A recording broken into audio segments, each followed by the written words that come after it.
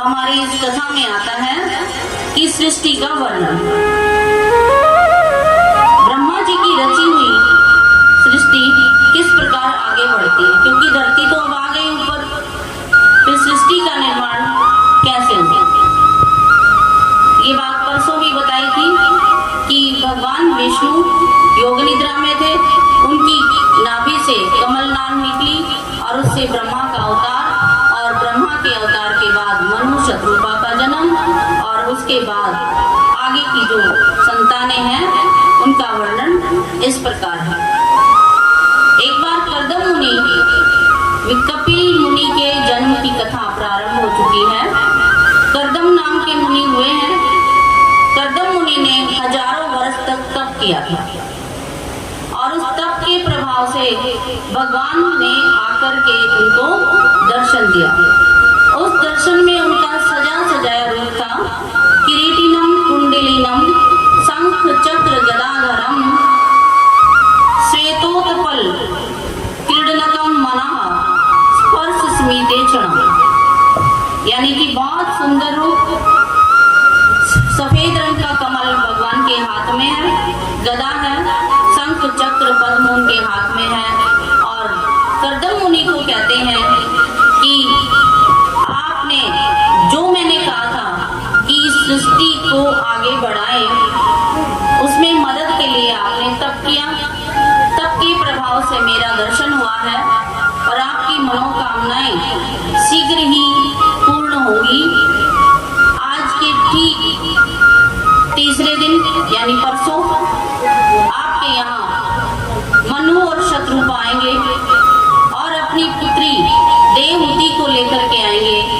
आप उन्हें स्वीकार कर लें, क्योंकि वो उनकी बेटी आपके अनुरूप है। तो ऐसा न करना कि वो अपनी बेटी को देने आए और आप नखरे मारो कि ये कहो कि नहीं, अभी नहीं, मुझे ये करना है, मुझे ये करना है। तो भगवान को कर्दम मुनि ने क्या किया? प्रणाम किया, उनकी वंदना की। और कर्दम मुनि का तप देख करके भगवान की आंखों से कुछ अश्रु बूंदें गिरी थी। तो उससे एक बिंदुसर नाम का तालाब बना हुआ है, अब भी कहते हैं, अभी भी है, उसमें भक्त लोग स्नान करने के लिए जाते हैं। तो कर्दम मुनि को ये कह करके भगवान अंतर्ध्यान हो गए और ये भी बताया कि आपकी 9 पुत्रियां होंगी और मैं भी कपिल के रूप में आपके यहाँ अवतार ग्रहण करूंगा और मैं सांख्य शास्त्र का निर्माण करूंगा, क्योंकि सांख्य शास्त्र का लोप हो चुका था। उसका पुनर्निर्माण करने के लिए मुझे आना है और मैं देवहूति और कर्दम आप मुनि की संतान बनकर के ही मैं यहाँ आऊंगा। तो भगवान तो वहां से चले गए और बिंदुसर तालाब पर कर्दम मुनि बैठे रहे इंतजार में। और जैसे ही परसों हुआ, तीसरा दिन आया, तो मनु और शत्रुपा दोनों वहां आते हैं और बड़े ही सत्कार के साथ राजा को कर्दम मुनि ने बिठाया और यही कहा कि आपका यहाँ आना उचित ही है, क्योंकि आप सारी राम मंडल के स्वामी हैं। आपका चारों तरफ चक्कर लगाना संभव है, लेकिन मैं आपसे ये पूछना चाहता हूँ कि आपका यहाँ आगमन किस लिए हुआ है। पता तो था ही उनको, लेकिन मैं ये जानना चाहता हूँ कि आपका आगमन किस लिए हुआ है। आप जो कहेंगे मैं वो करने के लिए तैयार हूँ। बोलिए कृष्ण कन्हैया सावरिया सरकार की। तो मनु महाराज कहते हैं, प्रिय व्रतो तान पादौ संयम दुहिता मम। मेरे 2 पुत्र हैं, प्रियव्रत और उत्तानपाद, उनकी ये बहन है। अन्विच्छति पतिं युक्तम वयशील गुणादि, तुम्हें अपना पति बनाना चाहती है, क्योंकि आपके गुण जो हैं वो बहुत अधिक, उन गुणों की अधिकता के कारण आप आपके शील के कारण, आपके व्यवहार के कारण इसने मन ही मन अपना पति स्वीकार कर लिया है। कैसे स्वीकार किया? ऐश्रणोत नारे नारदाय एश, इसने नारद जी से आपके गुणों का वर्णन सुना था। उसी दिन से इसने अपने मन में ठान लिया है कि मैं कर्दम मुनि को अपना पति स्वीकार करूंगी। इसलिए हम अपनी बेटी को लेकर के यहाँ आए हैं। बोलिए कृष्ण कन्हैया सारिया सरकार। तो हमारे शास्त्र में ऐसा कोई वर्णन नहीं है कि उन्होंने वहां 7 फेरे दिलाए हो या ऐसा कुछ किया हो, कुछ नहीं किया।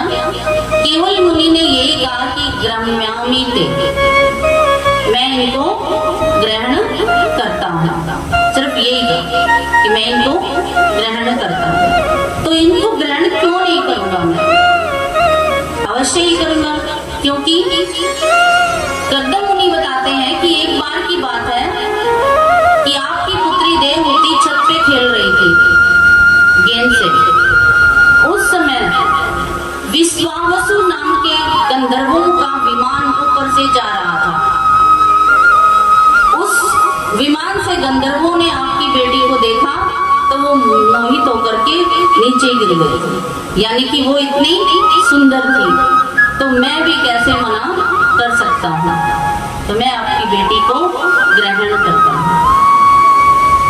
तो उसी समय मनु और शत्रुपा अपनी बेटी को वहां छोड़ करके और जाते हुए, देखो कोई बेटी अपनी बेटी को कहीं भी चाहे विवाह करके विदा करें या कहीं जाकर के हम विवाह करके आए तो माँ बाप के दिल में दुख तो होता ही है। तो उन्होंने गले लग करके क्या किया? अपनी बेटी को विदा किया और संभव है नेत्रों से आंसू तो आएंगे, रोते हुए छोड़ करके आए थे उसको। अब कर्दम मुनि और देवहूति, लेकिन कर्दम मुनि ने मनु शत्रुपा को ये जरूर कहा था कि देखिए मैं आपकी बेटी के साथ तब तक रहूंगा जब तक इनके संतान उत्पन्न ना हो, उसके बाद मैं फिर तपने लग जाऊंगा। तो देवहूति भी ऐसा ही पति चाहती थी। देवहूति का मतलब होता है देवों को आओ माने बुलाने वाले, जो देवताओं को बुलाने वाले। करदम का भी अर्थ यही है, कर दमन, जिसने अपनी इंद्रियों का दमन कर रखा है। तो उसके अंदर भी कोई चंचलता नहीं, उसमें भी कोई चंचलता नहीं, उसको भी कोई इतराज नहीं था। तो वो अपने पति की सेवा में कैसे लग गई? जैसे भवानी भवम प्रभु, जैसे भवानी हमारी पार्वती माता शिव जी की पूजा करती थी, ऐसे ही देवहूति भी कर्दम मुनि की सेवा में लग गई और इतनी कमजोर हो गई कि सेवा में लगे लगे रात दिन एक कर दिया।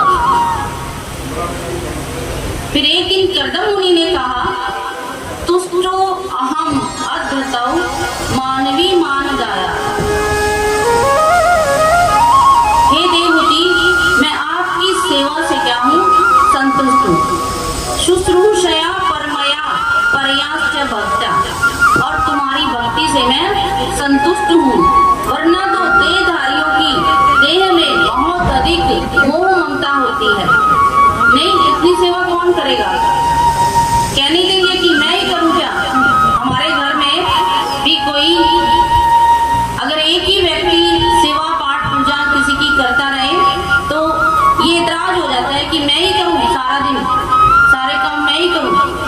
लेकिन उस पर प्रसन्न होकर कर्दम मुनि ने कहा कि अब मैं आपको अपनी योग माया के द्वारा तुम्हें वो सुख साधन प्रदान करूंगा जिसकी तुम अधिकारी हो।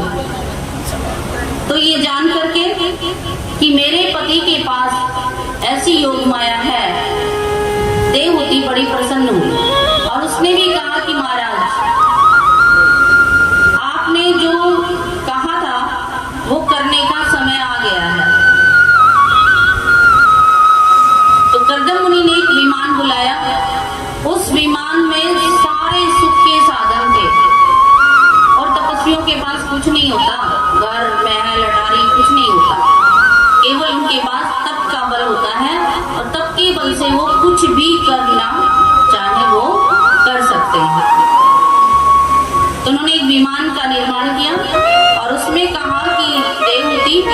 बाद तुम इस बिंदुसर तालाब में स्नान करो और विमान पर चढ़ जाओ।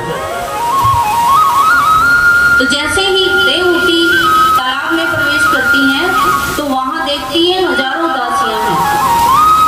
हजारों दासियां उनको कहती हैं कि हम आपकी दासी हैं और हम अपना श्रृंगार करेंगे। मैले कुचैले कपड़े थे, शरीर भी ऐसा छीन दुबला पतला था। तो जैसे ही तालाब में प्रवेश किया वो नव युवती की तरह हो गई और खूब अधिक श्रृंगारित की गई। तभी उसने अपने पति को याद किया तो कर्दम मुनि भी उसी रूप में, एक युवा के रूप में उनके पास आते हैं और उस विमान में चढ़कर देवताओं के पास भी गए। जितने भी उस समय के सुंदर सुंदर उपवन थे उनमें उन्होंने विहार किया। सूरसन, नंदन, पुष्पभद्र, चैत्र रथ आदि जितने भी वन थे सारे वनों में घूम करके आए। पूरी सभी लोगों का विमान में बैठे बैठे भ्रमण किया और काफी समय के बाद वो आए तब भी हजारों वर्ष बीत गए विमान में। और उनके यहाँ फिर आने के बाद 9 कन्याएं पैदा हुई। 9 कन्याएं और बाद में होंगे कपिल मुनि का जन्म भी होगा। तो 9 कन्याएं कौन कौन सी हैं? कला, अनसुईया, श्रद्धा, अवीरभू, गति, क्रिया, ख्याति, अरुंधति और शांति। भगवान ने पहले ही कहा था कि जब आपके ये कन्याएं होंगी, ये सृष्टि का वर्णन चल रहा है, ये ध्यान से सुनना। जब आपके यहाँ संतान होगी तो मरीचि आदि ऋषियों के साथ इनका विवाह होगा। कर्दम मुनि ने एक दिन कहा कि संतान भी हो गई है, अब मैं अपना तप करने के लिए जाऊं। देवहूति ने कहा कि अभी तो इनका विवाह करना है, कौन करेगा और मुझे भी किसके भरोसे छोड़ के जाऊंगी। तो मुनि ने कहा कि ठीक है, अपने यहाँ भगवान का अवतार भी होने वाला है। तो उनके यहाँ जैसे काठ में से अग्नि पैदा होती है, ऐसे ही कपिल भगवान ने जन्म लिया। बोलिए कपिल देव भगवान की, सांवरिया सरकार की। और उन कन्याओं का विवाह किया गया। कला का मरीचि के साथ, अनसुईया का अत्रि के साथ, श्रद्धा का अंगिरा के साथ, अवीरभू का पुलस्त ऋषि के साथ, गति का पुलह के साथ, क्रिया का क्रतु के साथ, ख्याति का भृगु ऋषि के साथ, अरुंधति का वशिष्ठ के साथ और शांति का अथर्वा के साथ विवाह किया। और इनके यहाँ भगवान कपिल का जन्म हुआ। कपिल भगवान के दर्शन करके कर्दम मुनि उनकी परिक्रमा करके उनसे हाथ जोड़कर नम्र निवेदन करके बड़े प्रसन्नता से वो तो अपने वन में तप करने के लिए चले जाते हैं। अब कपिल भगवान का जन्म क्यों हुआ? उन्होंने सांख्य शास्त्र का निर्माण करना था और अपनी माता को ज्ञान का उपदेश देना था। अपनी माता को उन्होंने कहा कि माता देखिए, ये जन्म क्या है, ये भगवान को पाने के लिए जन्म होता है हमारा, और हम लग जाते हैं इधर उधर के कामों में। आत्मानं सर्वभूतेषु, अब सभी प्राणियों को अपनी आत्म कल्याण का प्रयास करना चाहिए। ठीक है, आप घर के काम संभाल रहे हैं, घर का काम करें, भाई भी अपनी नौकरी करते हैं, काम करते हैं, लेकिन आत्मा का कल्याण ये हम स्वयं ही करेंगे। क्योंकि हमारा वैसे तो कोई शत्रु नहीं है, वैसे कोई मित्र नहीं है, परंतु यदि आत्मा का कल्याण करना है तो वो हमें खुद ही करना होगा। आत्मा एवं आत्मनो बंधु, हमारी आत्मा के हम ही बंधु हैं। आत्मा रेव आत्मनो रिपु, और शत्रु है तो हम ही शत्रु हैं। यदि हम भगवान का नाम नहीं लेते हैं तो हम अपने आप के शत्रु हैं, और यदि हम भगवान का नाम लेते हैं तो हम अपने आप के क्या हैं? मित्र हैं। तो भगवान कपिल ने अपनी माता को मन मना भाव का ज्ञान दिया कि मन को मेरे अंदर लगाना है। क्यों मन ही क्यों लगाना है? तन क्यों नहीं लगाना? धन क्यों नहीं लगाना?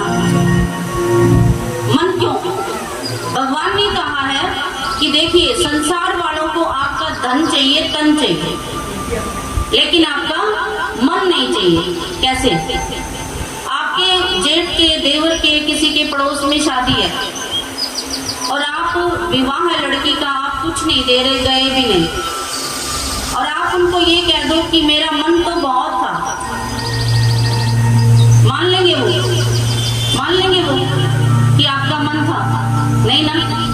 आप अपना थोड़ा धन लगा दो और थोड़ा आप जाके बैठ जाओ, मन हो या ना हो उसकी कोई जरूरत नहीं, तो वो इस बात को मान लेंगे कि हाँ इनका मन भी होगा, तभी तो आई है ये, बिना मन के थोड़े आती, मन था तभी तो कुछ लगाया है, नहीं थोड़े लगाते।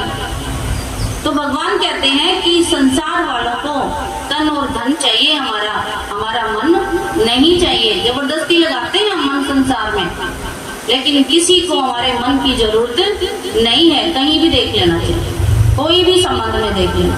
तो भगवान कहते हैं वो जो संसार में जिसकी जरूरत ही नहीं है वो मुझे दे दो। वो क्या है? मन। तो भगवान की कथाओं में क्या लगाना है हमें? मन लगाना। तो ये बात कपिल मुनि अपनी माता देवहूति को बता रहे हैं। तब माता को बड़ा पश्चाताप भी होता है कि मैंने जन्म वैसे ही व्यर्थ गंवाया और मेरे पुत्र ने मुझे आकर के इतना बड़ा ज्ञान दिया। बोलिए कृष्ण कन्हैया लाल की, सावरिया सरकार की, बाके बिहारी लाल की। क्योंकि इंसान की देह और गेह में आसक्ति रहती है। कोई भी चीज मिले, कोई भी काम हो तो देह की तरफ और अपने घर की तरफ ज्यादा ध्यान जाता है।